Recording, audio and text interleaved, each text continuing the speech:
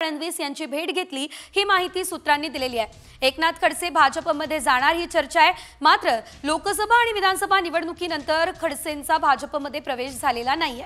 अधिकची माहिती या संदर्भात आपण घेऊयात आमचे प्रतिनिधी गणेश कवडे यांच्याकडून। गणेश, गेल्या अनेक दिवसांपासूनची जी चर्चा रंगलेली आहे त्यामध्ये आता या भेटीने सुद्धा भर घातलेली आहे। नेमकं काय घडलं सविस्तर?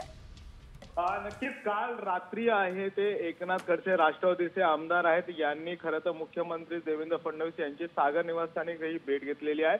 मात्र मुख्य जरी कारण सांगितलं जात आहे की मतदारसंघातले काही विविध कामांसाठी खरं तर ही भेट होती।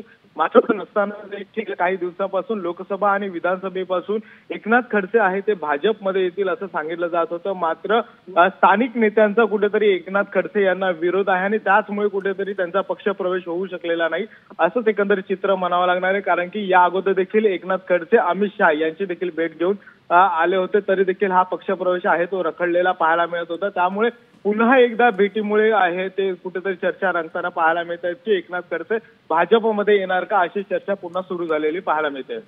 निश्चितच, मात्र या संदर्भात कोणती अधिकृत प्रतिक्रिया समोर आली आहे का? कारण एकनाथ खडसे यांच्या भाजप प्रवेशाला गिरीश महाजन यांचा सुद्धा विरोध असल्याचं आपण पाहिलेलं होतं आणि पुन्हा एकदा तशीच काहीशी चर्चा रंगली आहे। काय माहिती या संदर्भात?